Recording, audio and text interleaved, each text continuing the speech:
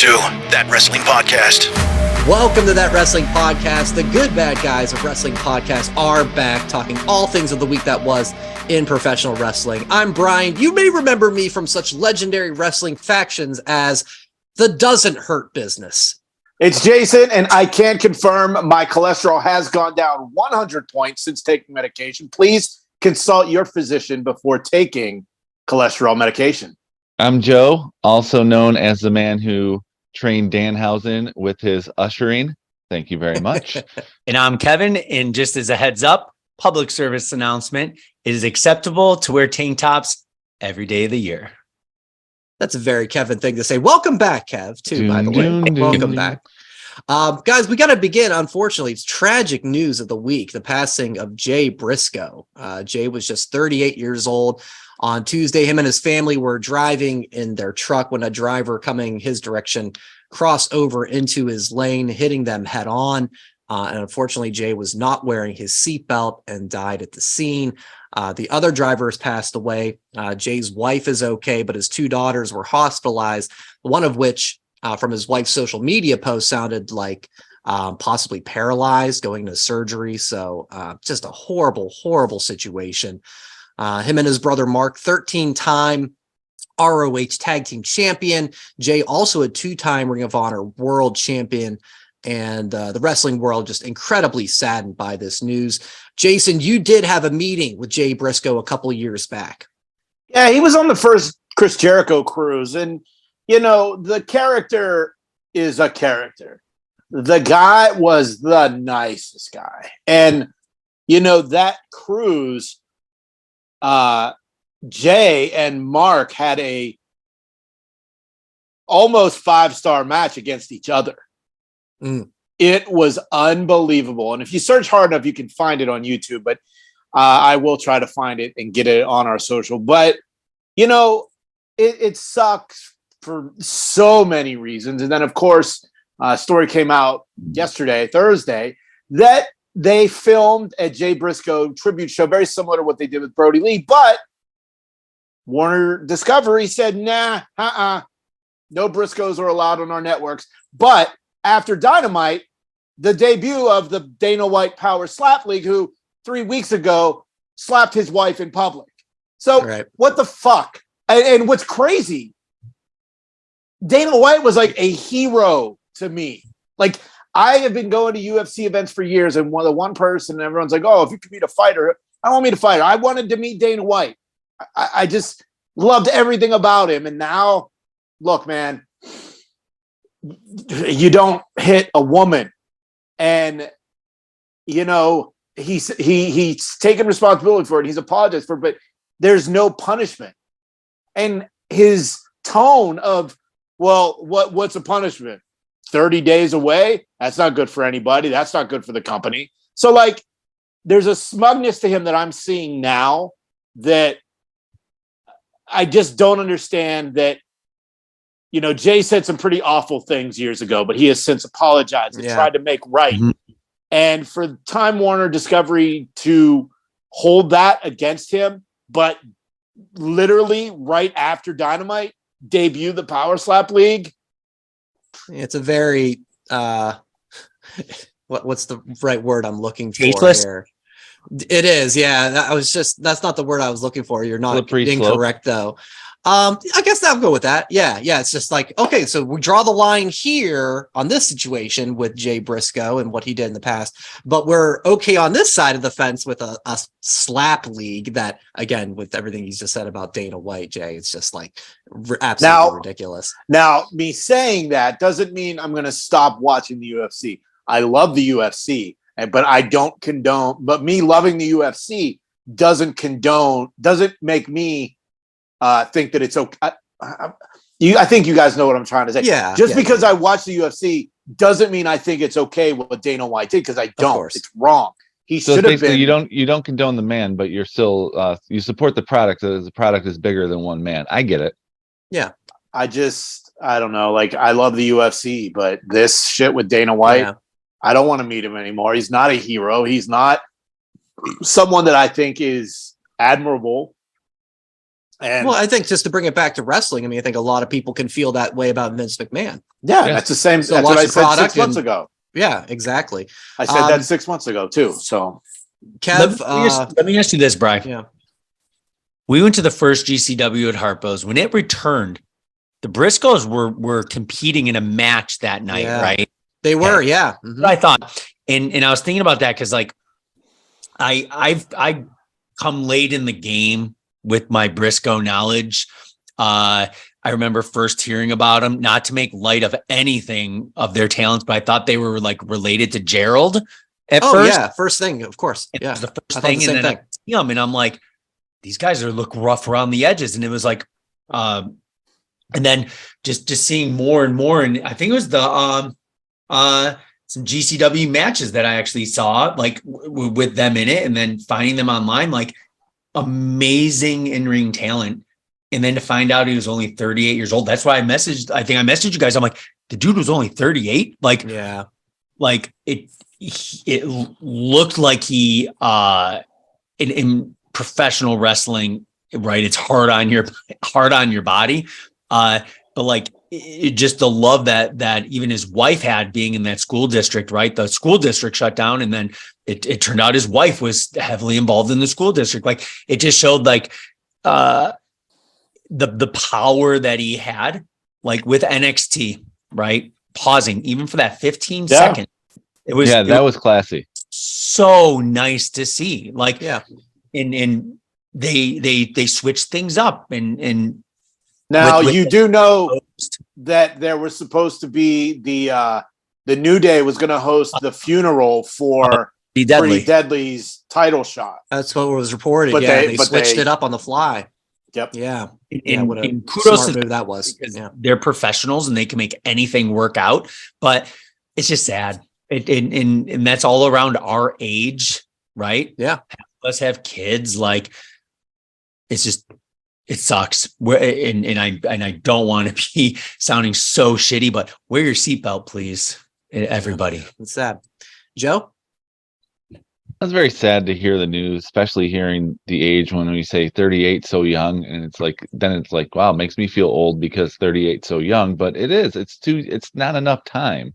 And the impact that he made on not just like the world of professional wrestling, but with all the stories coming out in the last couple of days, with the relationships he made with his fellow wrestlers, and a school district closing down shop means that he was a big part of that district where the kids needed time to have the day off. This wasn't just like, oh, well, we're just going to take advantage because of a celebrity Right. passed away. No, that's not why. That would never happen. What would happen is if it was something that would affect the kids and people and the administration and the community in a whole, then he had a bigger heart than any of us know, because we didn't know him.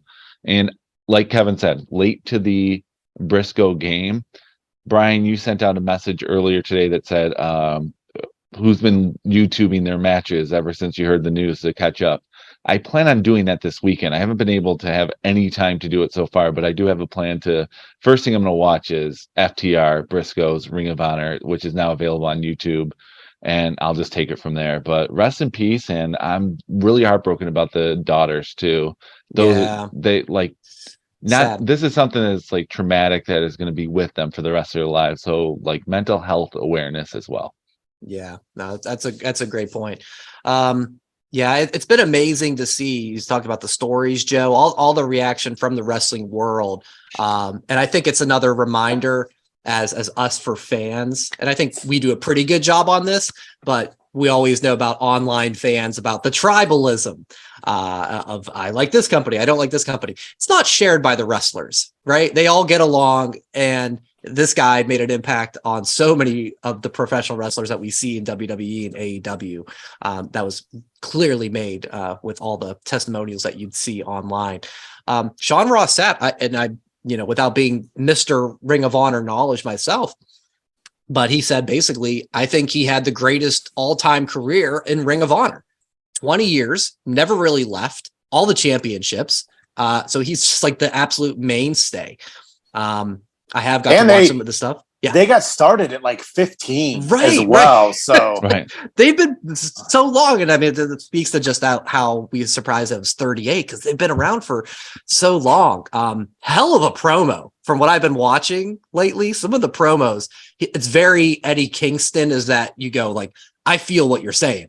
Like, this feels real to me. Really entertaining, really talented. That and I think Jay, you mentioned about the comments, the homophobic remarks he made years ago, just showing that people can change, I think is great. And redemption. One of the tweets I saw from Effie, a gay wrestler, shared how when he was going to be on a card with Jay Brisco, he was told, I guess, be careful, watch it. He said it was the complete opposite. Just such a nice guy, totally good with him. So, it's a shame again that Warner Brothers didn't share that same sentiment when it came to having this tribute show or anything like that. I'm really looking forward to seeing that because I'm sure it's going to be really special for having to put that together. Correct me if I'm wrong, Jason. This would probably be more knowledgeable of this one. Didn't he, when he apologized, say he was basically staying in character, being the redneck character that he was, and is to make good his next match? He basically took all the payoffs and donated it to charities for LGBTQ plus something in that vein, and that was over 10 years ago. Okay. So here's a good comparison. Excalibur said the N-word, right? That was in storyline in too, character, exactly. Yeah. So it's Vince McMahon did on TV. Right. Both of those things are John Cena. It's I guess they're picking and choosing. Yeah, both things are terrible, right? You said some terrible stuff, but I don't want to make light of it. But Time Warner, Warner Discovery, whatever they're called, it's all about money. It is. Mm-hmm. Jay Brisco made them 0 cents. Dana White makes them millions. You go with the money. They don't care. They care about the money and their bottom line. So it's funny, Joe. It's funny you said that because I tweeted my stance about Dana White and everything today. I don't know if you remember Dusty Wolf, enhancement talent in the 80s. The name rings a bell. Him and I we talk on Twitter here and there, and he literally wrote, "It's all about dollar signs." Yeah. So for us to think that it's about anything else, it's not. Yeah. Well, it's funny. Not funny, but you know what? Now, never mind. We'll go into something. On a positive. Yeah, on a positive money side, they do have a fundraiser link. I saw a lot of the wrestlers tweeting out today, and I checked it just a little bit before we recorded. It had raised close to $150,000 at the time of recording. So I'm sure it's going to go way up, which is great to see the community go together. So, yeah, sad news, and rest in peace, and thoughts and condolences to Jay Brisco and all his family. Monday Night Raw. This was the show right before Raw 30. A couple of the little highlights. Lashley gonna get a U.S. title shot in that fun 6-pack challenge match. I guess I'll put in kind of air quotes, help from MVP and Omos, right? Something's going on with that. We also had another appearance from Uncle Howdy in the Alexa Bliss Bianca Belair brawl, if you will. So those were two of my biggest takeaways, along with Bronson Reed looking like an absolute monster against Tozawa. That was a great squash match. That was so good. But guys, let's talk your takeaways on this show on the eve of the next huge Raw 30 show. I thought it was a fun show. It was a filler show, but I thought it was leading into it. Yeah. There's a lot of filler shows, and actually all the shows were good. Nothing great, I thought, on NXT, AEW, and Raw. I thought it was fun. I can't, outside of what you said, I thought the 6-pack challenge was fun. I thought, yes, Bronson Reed, so fantastic in the ring, in Tozawa? No, I cannot think of the announcer's name. Kevin Patrick. No, Kevin Patrick. And just hearing him talk about him makes with his, he doesn't have the manliest voice, right? And just hearing him talk about Bronson Reed, I thought that was pretty good. In the 6-pack challenge was fun, just for the fact where, it was so many people, and eliminating one by one is always makes it for a good match. Yeah. You know what's crazy about that 6-pack challenge? They're like, oh, all of these men are former U.S. champions. With the exception of Corbin, they're all heavyweight champions as well. Right. Yeah. Yeah. A lot of talent in that ring. The other part that I absolutely loved, same as last week, Jay, you talked about how just Corey Graves is on like the heater of the century with this Dom prison stuff. Yeah, why didn't you mention how Dom called out the Usos for not knowing what it's like to be that kind of that was great. He smells fear. Yeah, he smells fear. That was funny. But it was when Mia Yim was coming to the ring and Corey threw out, looks like someone's cosplaying Prison Dom. and Corey even like subtly like elbowed Kevin Patrick. He's like, "What's wrong, Kevin? The cat's got your tongue?" He must have like held the cough button down on the microphone, because I laughed my head off at that. So Holy you guys need, Kevin Patrick is now Corey's co-host on After the Bell every Friday. You need to start listening to at least the last 2 weeks, because that's when the Dom prison stuff started, and Kevin and Corey they talked about it last week. They talked about it this week. And I have a friend that's works at WWE, and he's a photographer, videographer kind of thing. And he posted a picture of Dom, and people were just shitting all over it. And I'm like, I've come to the conclusion that the way to shut down an internet troll is to talk kayfabe. The things that people were saying all about this, the storyline is it sucks, it's lame. So then I start chiming in. Oh, God. And I said, look, man, prison changes people. It's taken him a little bit of time to reacclimate back to the public. And then it was just on. Now, that picture was posted, it was Tuesday morning on my friend's Instagram. And as of recording, him and I were texting today, and he goes, I posted that on like Twitter and I got nothing. On Instagram, I've got over 11,000 likes. Wow. And like thousands of comments. And then it just every day I keep getting trolls coming at me for my comments, and I just talk in kayfabe. Like he did his time. Leave the man alone. Like I love it. I love it. Rehabilitated. It's. Let me see if I can pull. I mean, just people are just so angry. Like people are angry at the world. Period. I gotta go grab. Hold on. Let me grab my real glasses, because sunglasses.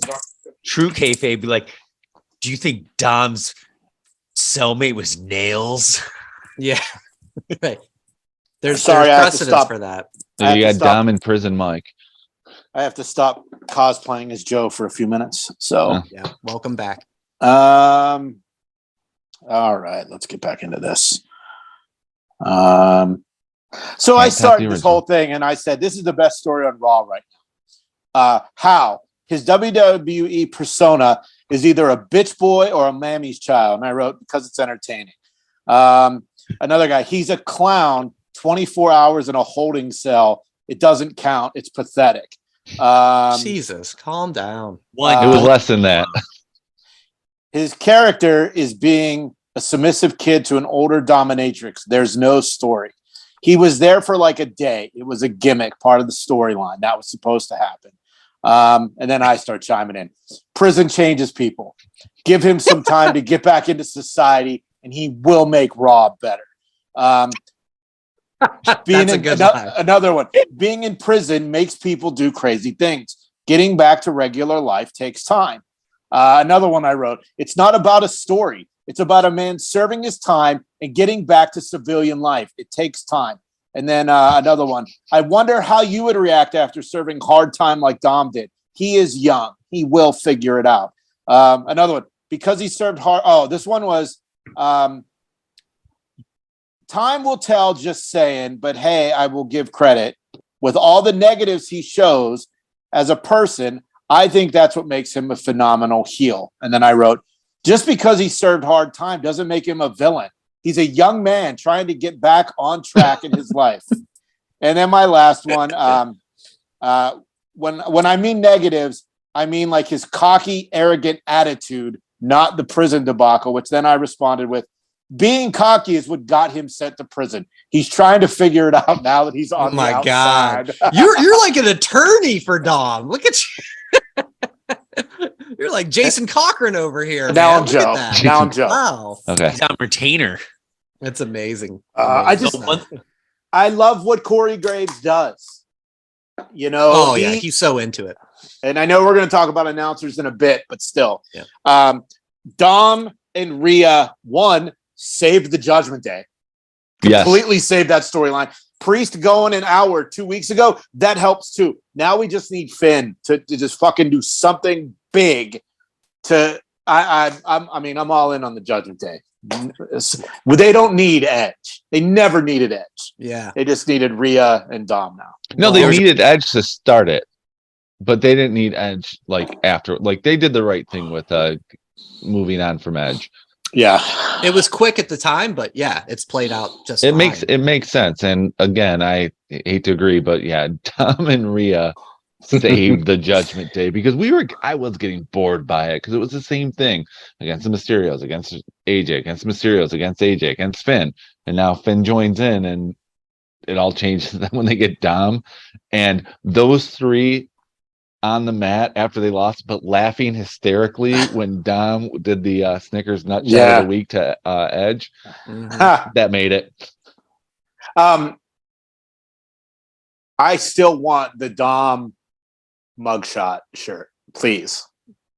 Yeah, there's more opportunities with that and just the prison look in general for sure. You want something big for Judgment Day for Finn? What about new tag champs? We're gonna get Raw 30 next week. We're gonna get Judgment Day and the Usos, and along with that, obviously, it's a huge show.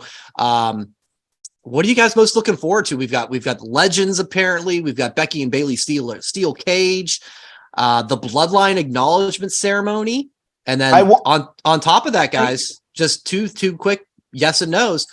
Is Vince appearing, and does The Rock appear? Any and all that. Rock via satellite. Ooh, Vince, no. Rock, no, but will be acknowledged of his absence of not acknowledging the tribal chief, and that's how will start the story. Vince, I'm gonna say no, but really it's I hope not. No, I think Rock satellite, and at the end, I feel like he'll throw in like a one-liner.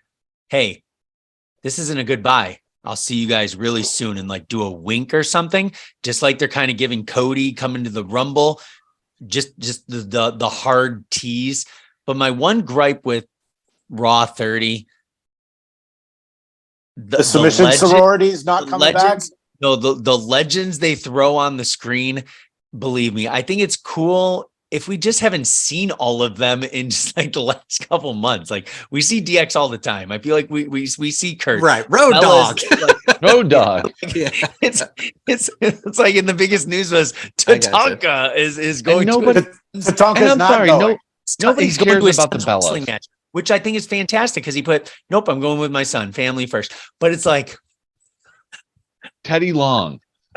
Teddy Long, who's like a Mr. Smackdown general manager. Sure, he's the Raw reunion or whatever. The Bella twins, because Nikki's on Barmageddon, and the season finale is after Raw Xxx. And they have an show coming on. Is Lita and Trish on? I'm sorry, guys. Is Lita and Trish coming? No. Did we see them? Okay. It'll probably be Ron Simmons. Yeah, saw him on there. And I DiBiase to laugh at something. The real thing here is the name Raw Xxx. Come on. Like in Philadelphia. No one's talking about it. Come on. Everyone's talking about it. Come on. I said last week it's the Vin Diesel movie. What else are you guys referencing? What in the world? And it's in Philadelphia, the home of hardcore wrestling. Come on. Mm-hmm. Just be careful on the Google searches. I've been told. If you Google Going in Raw Triple Triple X, you might not get something that is safe for work. Maybe they'll bring the ring girls back from the beginning ages of Raw. We're holding the sign that says "I like it raw."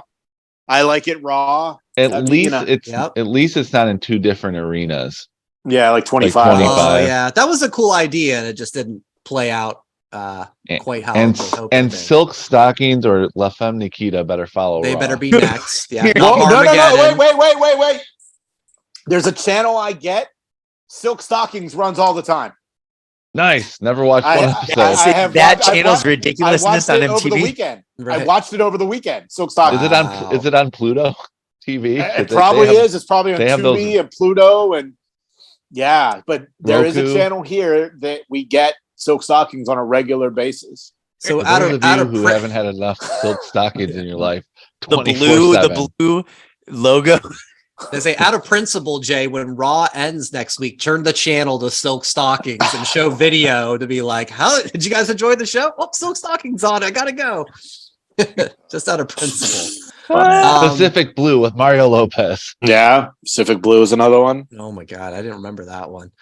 I hope Graves will acknowledge some of the past TV shows. I wouldn't be surprised. Be surprised. I'm gonna tweet him that and tell him that. I saw somebody too did Silk Stockings is next. They did the original like Raw entrance video with the current wrestlers. It was on the bump. Fun. It was on the bump. Oh, did they put that on there? Okay. Yeah, nice. That's how the bump started with Shelton and HBK. Nice. So so hopefully there'll be some nice, fun, nostalgic moments in there too, along with what looks like some pretty entertaining matches and different scenarios with the acknowledgement ceremony leading into the Royal Rumble. Guys, later on, we got a couple more things to cover. We're going to talk about our favorite moments of Monday Night Raw. Any worst moments stand out to you that you're just like, my God, why am I watching this? I have one if you'd like me to start. Go ahead. This was early Attitude Era. Do you guys remember the storyline of the Legion of Doom, but like Draws was like kind of joining them? Yeah. There's this part where like Hawk, they were like saying he's depressed or he's alcoholic. He climbs to the top of the Tron. Yeah, yes. And jumps off. Yeah. Or he jumps off. Yeah. Draws comes up to like help him, and he clearly just shoves him off there. JR is like, oh no, he fell. And if I remember right, it's not like they spent the next like 20 minutes like showing the stretcher and ambulance. They kind of were like, we'll see if we get an update before off the air. Here's the Godfather taking on Val Venus or whatever. They just like moved on. I was like, what the hell? It turns out Draws was Hawk's drug pusher. Like, woo-wee. That's rough. That was really, really rough. Emphasis on pusher, right? Yes, literally and figuratively in two ways. I would say, I'm going to speak for Joe. I'm going to say every Raw from 2020 to 2022. Oh, no. Mine's not even in that time period. I'll speak for myself. Brother? The last segment of the last Raw of 2019. Do you remember we were all cordially invited to the wedding of Lana and Bobby Lashley? Wow. That was such a bad segment. And here's the thing.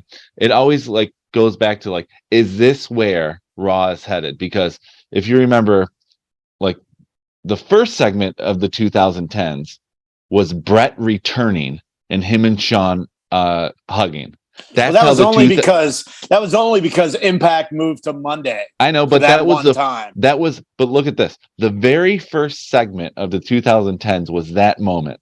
The very last segment of the 2010s was Lana and Bobby Lashley's wedding with your girl Liv Morgan coming up and saying that she was was awful, and it went on too long. Rusev came out there. It's still like was just such a bad idea, and it really did set the tone for the next year of Monday Night Raws. Wow. Jay, you got one? Nope. I love Kev? everything about the WWE. Kev, do you have one besides Joe's? Do you have Jason? Do you have a kayfabe answer for my complaint? You know, you're just like all the other losers on the internet, Joe. You can't be happy with anything. You have to be negative just to get your point across. You got to have a hot take. You got to be there first. The show's been there for 30 years.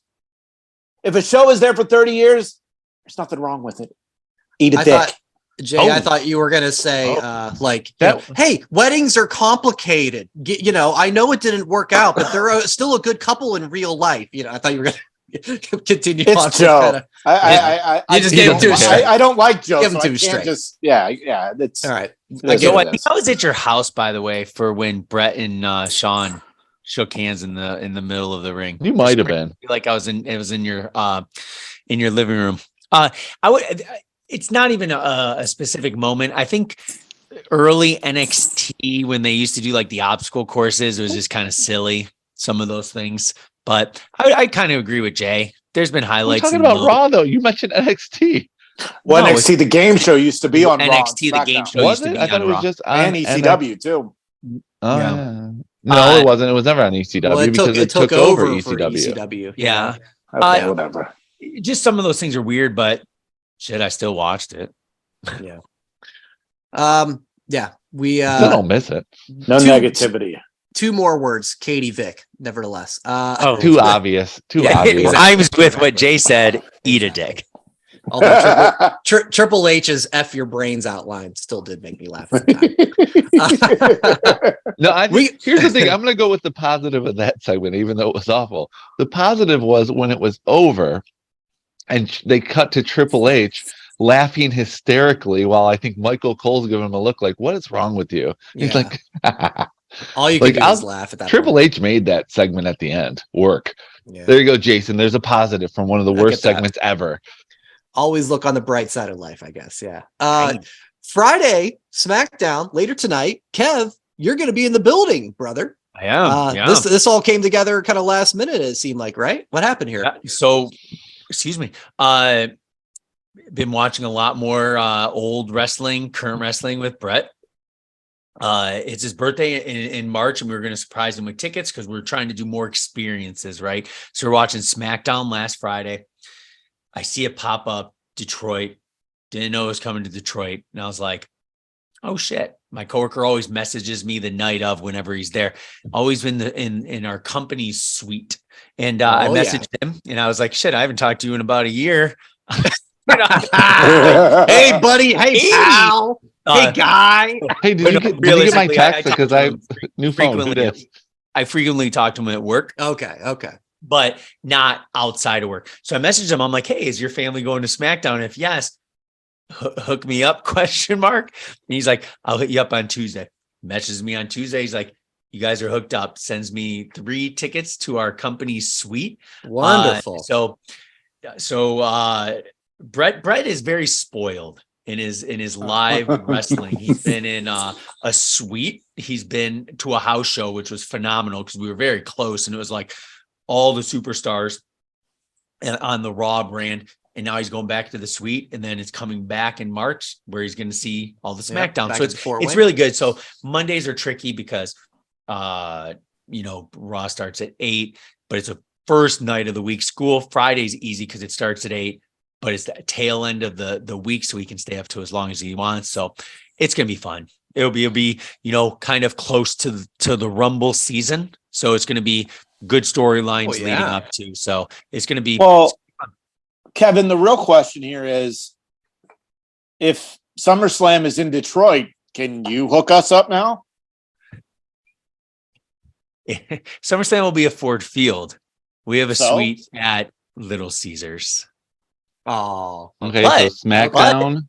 Bingo. So your company doesn't work so you don't sell for Ford parts? No. but yes, if SmackDown's going to be right across the street.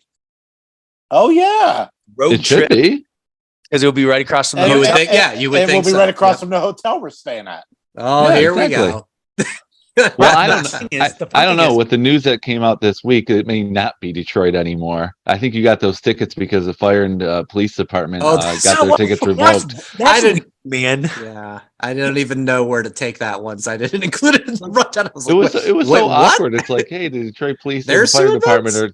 are suing WWE Vince McMahon. Mhm. We'll be in Detroit on Friday for SmackDown. Yeah, it's Yeah. just so odd. They must have some money in their pension, and that's only thing I can think of. The Like it's connection part there? of Okay. that's the only thing that makes sense. It's part of their pension. They like invest in like certain companies, and they probably have some of their pension invested in like something like Wow. WWE, and it's messing up their retirement. That's the only thing Okay. that would make sense to me. Nerd alert. All right. Next. That's Okay, good. no, That's I'm good. excited.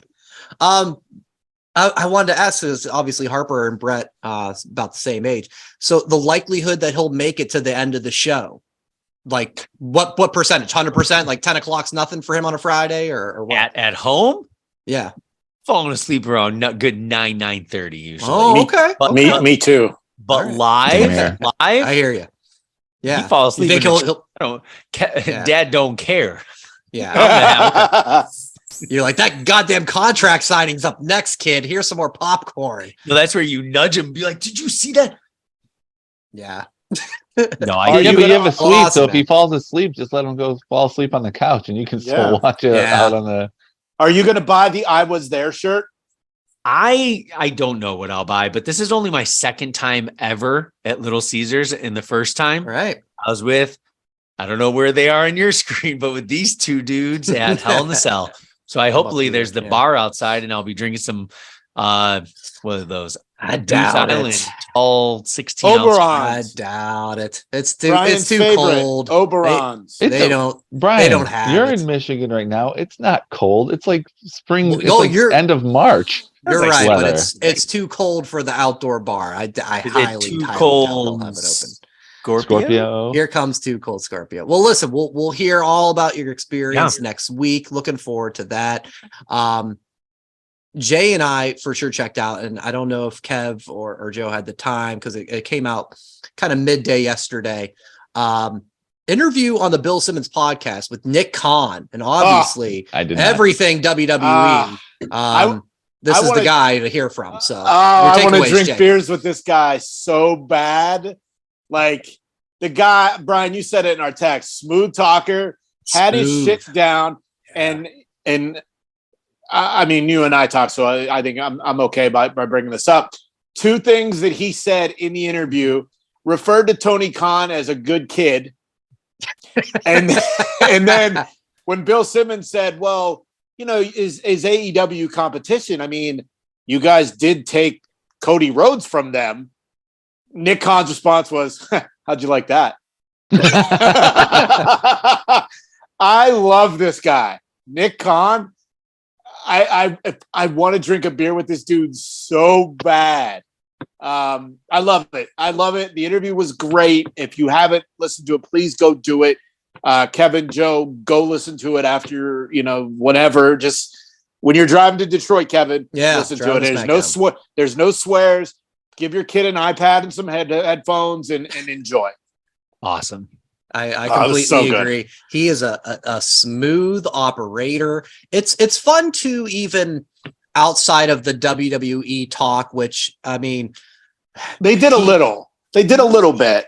yeah, because clearly him and Bill Simmons have a relationship for years, so they could go on a little side tangent of the Phoenix Suns sale, which Yep. Joe and Kevin, you guys know, Matt Ishbia, MSU guy, right? So like they could talk about those inside, and the Redskins are probably up for sale. So there's a little bit of that Commanders. stuff. But excuse me, thank you. Yes, the Commanders, the football team formerly known as. Oh, I still miss the football team. But I thought it was a fair interview. Simmons is basically saying like, Stephanie just left, and how do you think this makes people feel from the outside? And Nick says, listen, I don't get involved in the family business part like that. The relationships, that would not serve me any purpose. That won't serve them any purpose.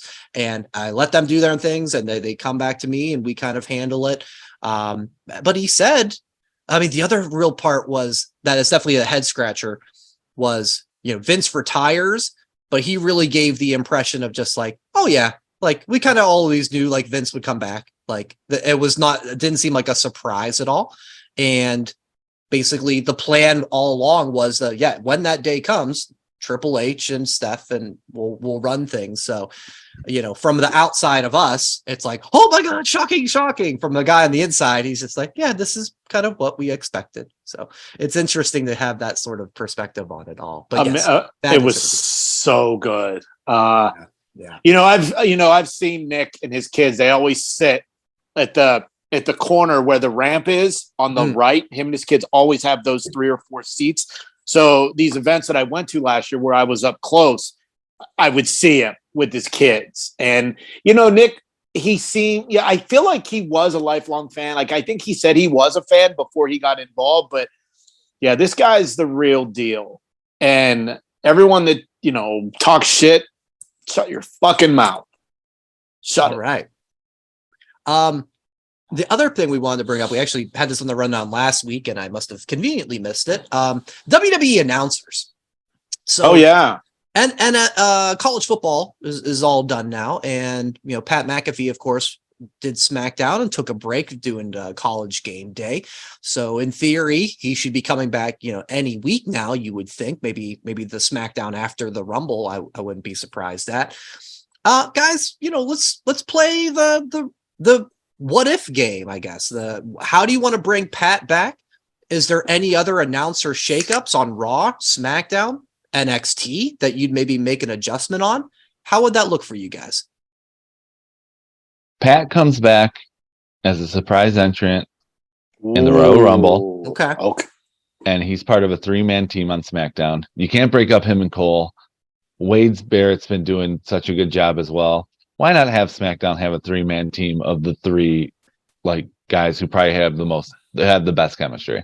So that's how I would book it. Pat's return is number 11 in the Rumble. What was his football number? I don't know. 1? Was he 1 because he's a kicker? We'll get stats and info. All right, exactly. stats and info. We're all getting to our phones right now. Apparently, was he number 2? No, I think he was number 1 and maybe number 40 at West Virginia.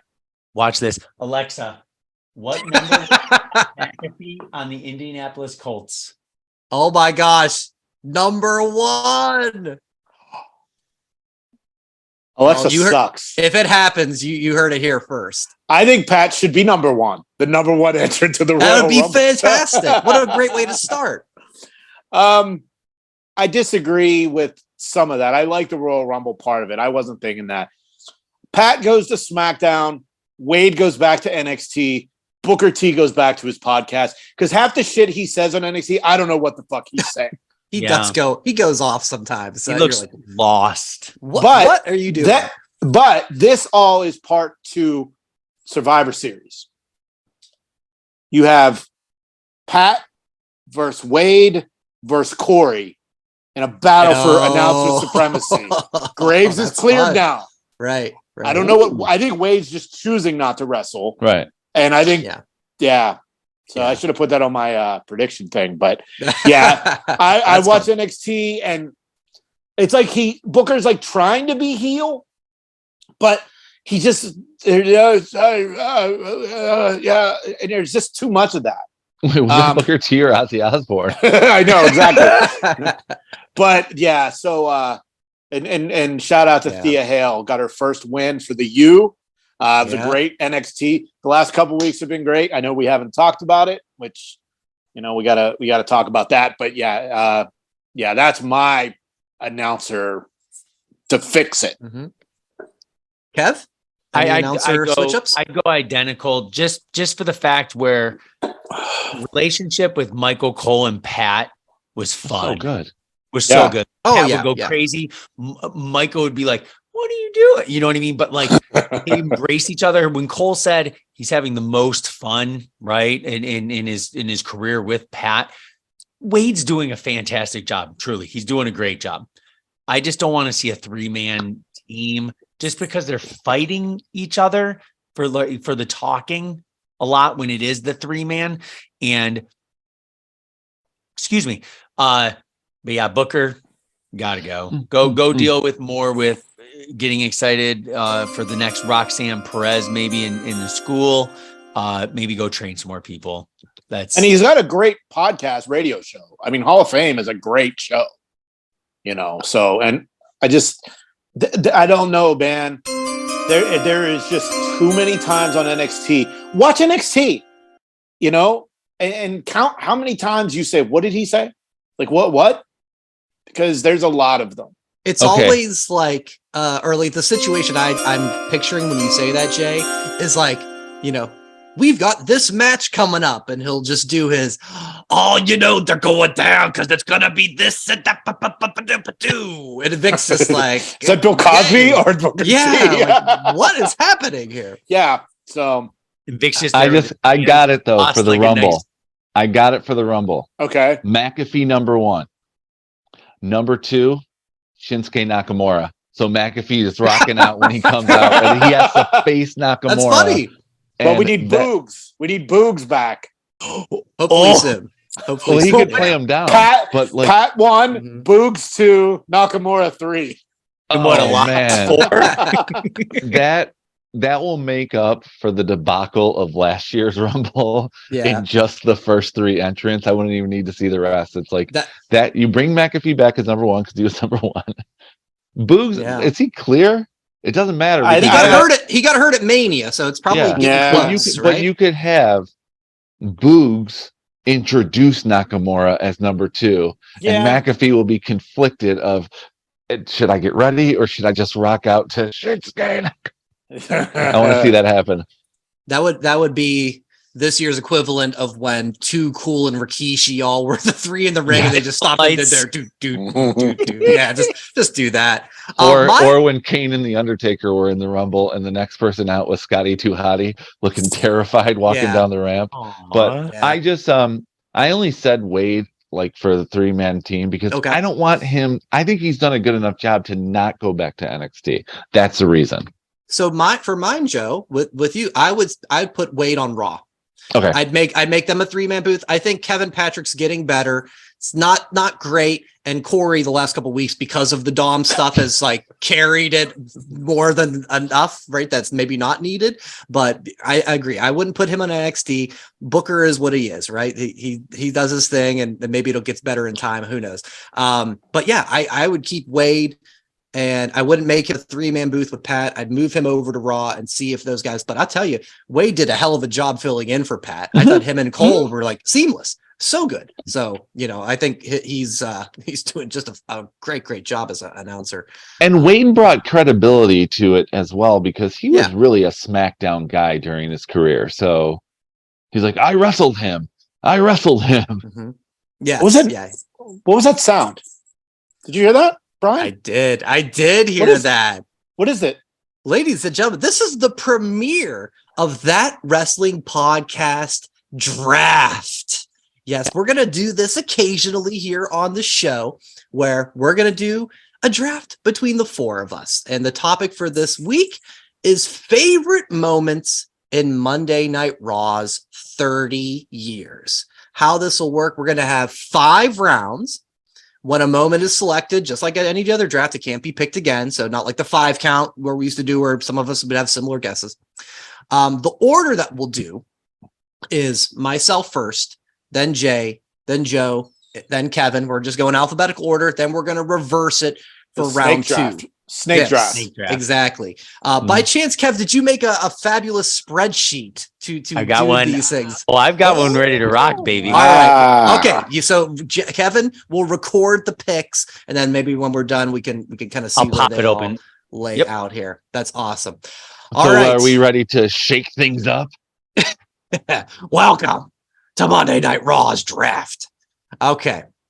So I get number 1, and this is a coin flip between the 2, but I will go with Mankind wins the title from The Rock. Maybe the loudest pop in wrestling history when Stone Cold's glass hits. This was the night that kind of turned the tide of the Monday Night Wars. It was the tape show. We all know what Shivani said about butts and seats. all that. And it was such a feel good moment. And again, just that moment of the crowd popping for Austin was just such a special thing. So that's my number one pick. My first round pick is should be a surprise to no one. I was there February the 4th, 2013. John Cena against CM Punk. The winner gets to face The Rock at WrestleMania. It was probably about a 40-minute match. It was unbelievable. I was in the second row, and you could see my Steeler hat and my WrestleMania 23 hoodie in the camera because my back was to the hard cam. It was an outstanding match itself, but that whole night was great because that's when I saw Brock chase Triple H, and seeing Brock Lesnar run full speed 3 feet away is so scary. Absolutely scary. That night also, we were supposed to get Vince McMahon versus Paul Heyman one-on-one, but it didn't happen. Triple H, there was some, it was a great night. So that Monday Night Raw overall was great, but my first round selection is the John Cena CM Punk winner gets The Rock at WrestleMania match. Nice. Joe? All right. My first pick is the last time I really got excited for a segment and surprised. The announcement of the special guest host of WrestleMania 27. All right. The Rock's, the silence, the lights off, and then the if you smell, and the crowd went nuts. And what they give him, like 20 minutes to just say whatever he wanted. Even the anonymous Raw general manager came out and he shut him up. I mean, that was still a moment that I still watch. So I know there's plenty of other great moments, but that one for me, first round pick. No, that's a hell of a moment. I was not watching live, and I feel like Kevin and I think we're back and forth, like texting every second of everything The Rock was saying. I was at Angela's apartment. We were just early in dating still. And it was like, when I saw it and Raw was done, I was like, I have to stop whatever we're doing. Keep your eye. Hey, PG rated here, folks. Coitus. No, we're How not. dare you. Jason dropped 17. But yeah, it was in like the first 2 minutes. The Rock just came back. I have to focus on this now. Yeah, all right. The Rock did just come back. Yeah, and rock bottom. To finish round one of the draft, Kevin. Yes. Every single thing that I picked, I remember specifically where I was, and most of them were in different states. Wait a minute, stop. Did you say Pacifically? Specifically. Were you? Okay. I think were you said on the West Pacifically. Coast? Hey, it's 7:12. I don't know about Nashville. If it's Nashville, Kentucky, like it was a couple weeks ago. Oh yeah, for okay. SummerSlam. Sorry, for this one, I was in Check it St. Clair Shores, Michigan, in my friend Frank Leszewski's house. It was the debut of Y2J, Chris Jericho. Oh, yeah, that's a good August one. 9th, 1999. Was almost my first round pick. Yep. And I remember exactly where I was because I was 17 years old. We were drinking a whole lot of beer in his parents' living room. Oh, hey now. Fun story. Awesome. The next one. Yep, you got the next one. With the first pick of the second round. Boom. First pick of the second round. I actually, I can see it. Some people picking it in theirs early. I can see maybe even a person like Jay would never even pick it, period. I was in Bardstown, Kentucky, watching this on Monday Night Raw. I still watch the promo at least a couple times a year. The pipe bomb from CM Punk. Yeah, that was on my list there too. Good pick. And just the intensity in the seeing Cena almost passed out in the corner on the turnbuckle. It was just perfection. And let alone he's gone off his rocker a little bit over the years, but it's just so fantastic. And it's if you want to know what it's like to push buttons on the microphone, if you're going into the industry, I'd watch that and try to be it, but I would never be able to duplicate it. The hell of a moment. Next Joe, back to you, buddy. Joe. Round two. All right, that'll be quick. Round two, my pick is Triple H's return Madison Square Garden 2002, announcing he's in the Rumble. Okay. Biggest pop That was a big pop. probably of his career, and he just looks so big, and he was a star. He was the star of all of professional wrestling in that moment in the world's most famous arena. You can't do it better than that. Triple H returns and MSG. I don't have a date, but the debut of Eric Bischoff on Raw. Okay. That's a good one. Yeah. Yep. I was That's a holy in shit moment. college, and when it happened, I called my friend Lauren. Brian, you know Lauren. I just know it I'm was like, June are you of seeing this? 2002. It was I'm like, June are you of seeing 2002. this? It was, yeah. So, because me being a WCW guy, I could not. And the lead up was great because they did like a backstage with Booker, and they crossed paths. Like, tell me, I didn't just see that. Now we understood what he said then. We understood him there. Mm-hmm. But Bischoff showing up on Raw is my second round pick. Awesome. For my second round pick, I will go with a moment that I don't know if I've laughed harder at anything at wrestling on Monday Night Raw, because I definitely laughed my head off at the Titus World slide in Saudi Arabia. Holy shit, was that funny. Bedpan McMahon. Yes. Bedpan McMahon, just the sound effect when that bedpan hits Vince, it brought me to tears. And my mom, rest in peace, even I, who, she was not a wrestling fan or whatever, we didn't watch it together, but I said, Mom, you got to see this. And even she was howling. And that whole, Vince in the hospital, that led to Mr. Sacco, and a whole new thing for Mick Foley. So it was a really important Mr. Sacco. Right, Mr. Sacco. Yeah, the whole thing. Which took place Sparrow Hospital in Lansing, Michigan. Are you serious? Down the road from where we all met. Is there a plaque that shows the room 316? Sadly, as many times as I've had to go to that hospital, because it's like every time I watch it, I'm like, I know, I'm like, that it's totally Sparrow. They don't acknowledge Mr. Sacco's debut. Well, that's where Urkel the Clown came from, too. Yeah, Yerpel the Clown. Yerpel there. Yeah. Yerpel the Clown and all Dr. Right Austin. Yep. I'll take it from here, nurse. I'll take it from here, nurse. Yeah. It's amazing. All right, so Brian, I go again, right? Round. For round three to start. This one was a holy shit moment.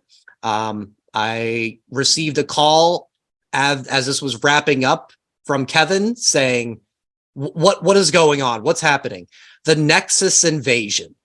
Nice. Just how they tore apart CM Punk. He was there. It was CM Punk and the Straight Edge Society. John Cena, of course, and the way they took everything apart from the announce table and tore up the ring and the outside, and Daniel Bryan ended up getting fired for choking Justin Roberts with his tie. And yeah, Kevin called me because there was just like what the fuck is going on? Like, what is happening right now? And it didn't, the storyline didn't end to be this amazing thing, but that one night, that debut for all those guys, like Heath Slater and fucking Ryback and all those guys, was a hell of a moment.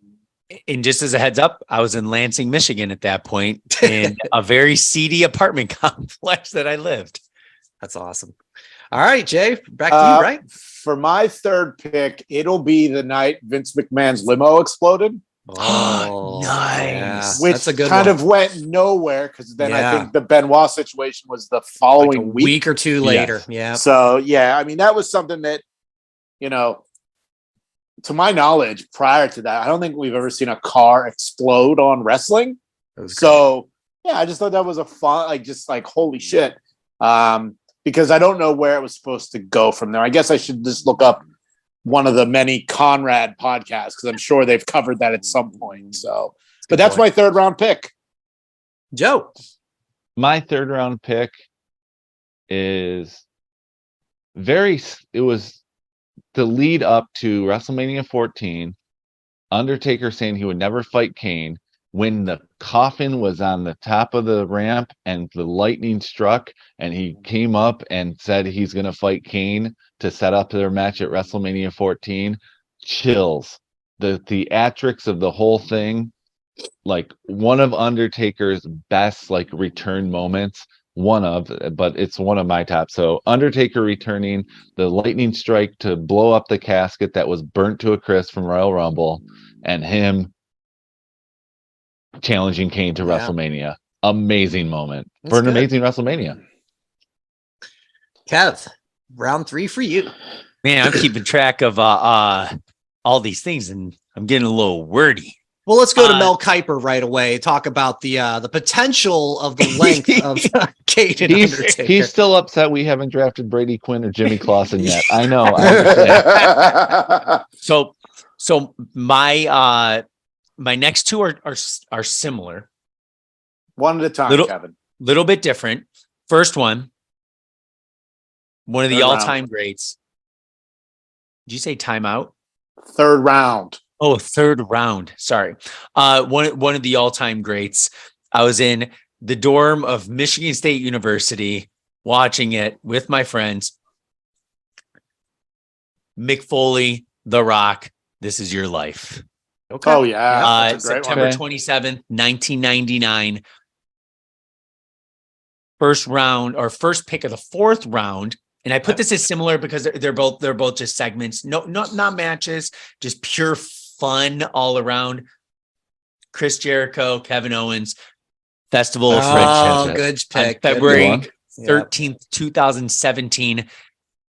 I picked a lot that made me laugh, like or just one of those things where I'm just like staring at the screen, just in awe, right? So that's picks. Kevin, and the third, start of the fourth. So Kevin, you've recently become a wrestling toy collector. There is a Festival of Friendship set with all the figures, with the poster, the signed, the everything. Oh, the creation of Kevin. Yeah. Yeah. So Kevin with two picks back to back, very similar, right? Yeah. The festival and This Is Your Life, those in-ring segments. All right, Joe. Shit.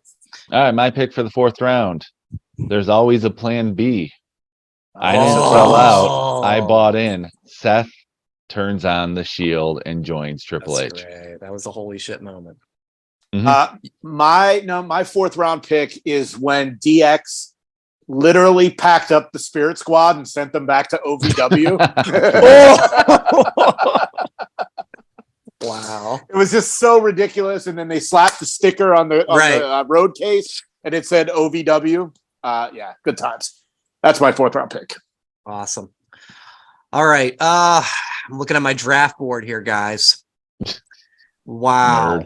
I know. I'm gonna go with, and it's one of those, years later, it's like, oh man, but at the time, man, was this special.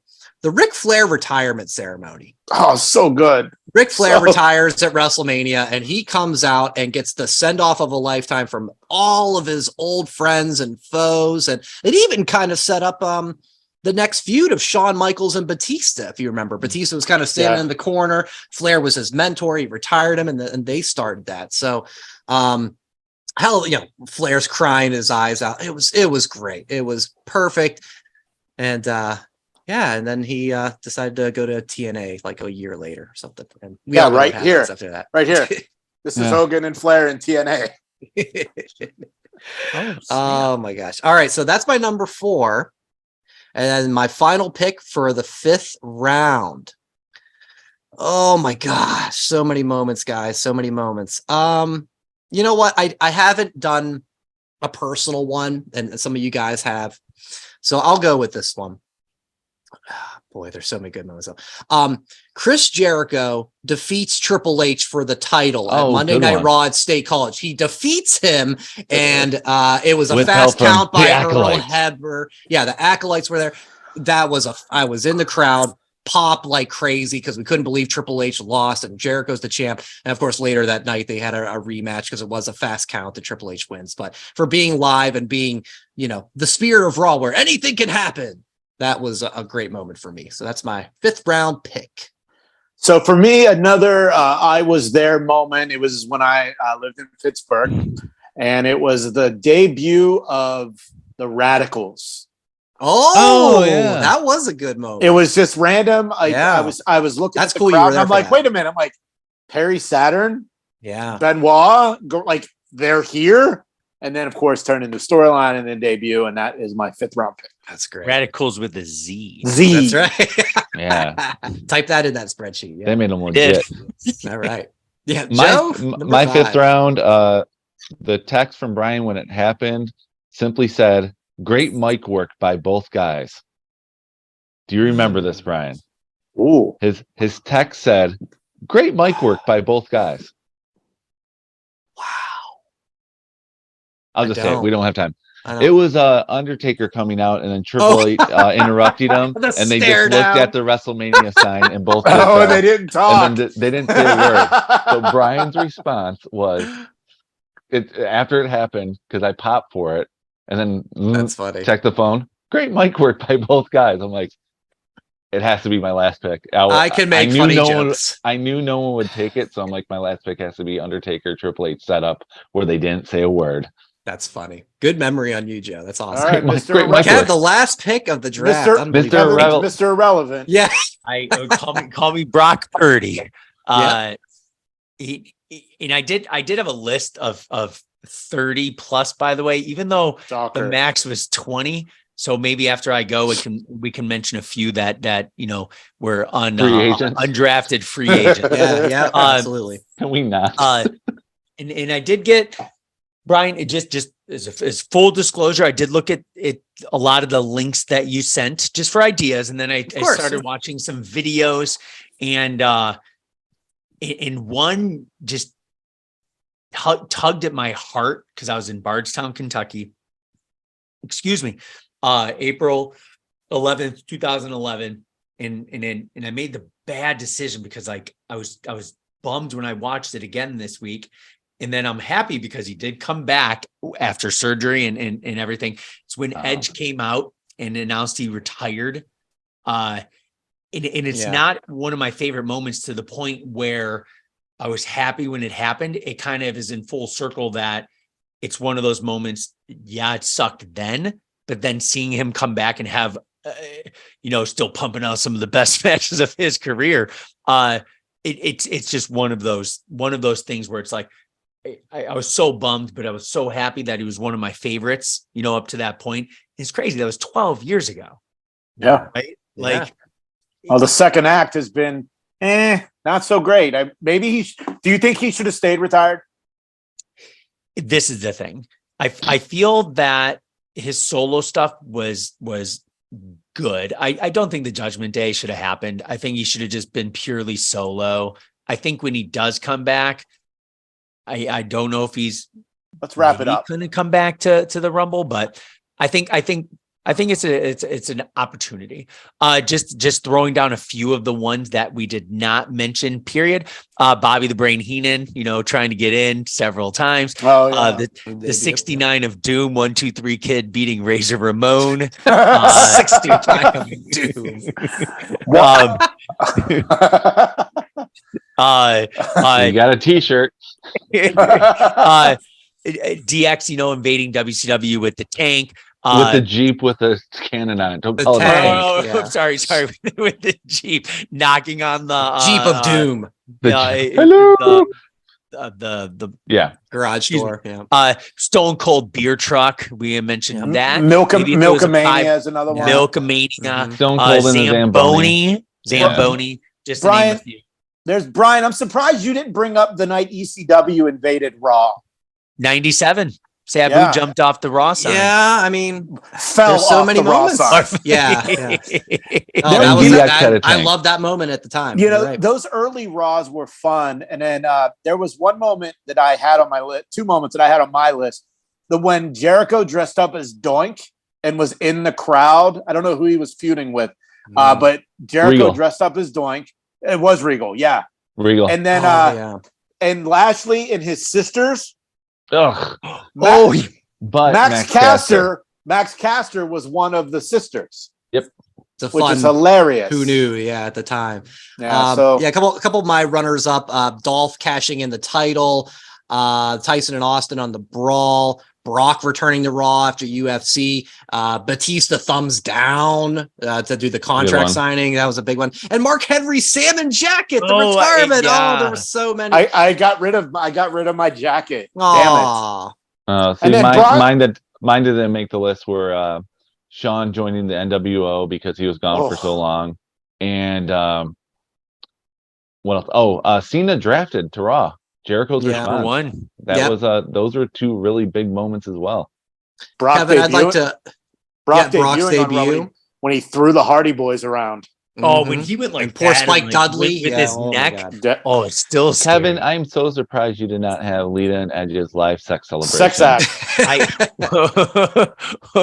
It did make the number just as number 69. 69. Yeah, we already got 169 of Doom. So since the draft is over and we're about to wrap up the show, none of you saw this. Carmelo Hayes walk into the arena in wrestling club hoodie. I can't find that blue hoodie anywhere. I guess it was only limited, or maybe it's for famous people. You need to reach out to Victor and see if we can buy it, because I want that blue hoodie bad. I was like, because I saw him and then I saw someone else with it on too. Will Ospreay. Yes, Ospreay. In his interview with Renee for her podcast. So good for Victor. Man, oh man, he's worldwide. It's amazing. Hey, Victor, stuff. Good for you, and thanks for being on the show before you really got big. So, we could be hipsters. We knew him when. We'll get him back on at some point, I'm sure. All right, guys, that's amazing. Great job with the first ever draft, and of course, we will be back next week. Royal Rumble preview and predictions. Can't wait for that. Everybody, check us out, of course, at That WrestlePod for your socials. YouTube.com/That Wrestling Podcast. Please like and subscribe. We want to get that count to 4,000 in time for WrestleMania. Awesome. Otherwise, hey guys, it's been a tough week with the Jay Brisco news. So again, a cheers to the life of Jay Brisco. Enjoy wrestling. We'll talk to you next week. Thanks for listening. Follow That WrestlePod on Instagram, Twitter, Facebook, and YouTube. 1, 2, 3, that's it! Thanks for watching That Wrestling Podcast on YouTube. Make sure to subscribe to the channel. And for more That Wrestling Podcast content, follow at That WrestlePod on social media.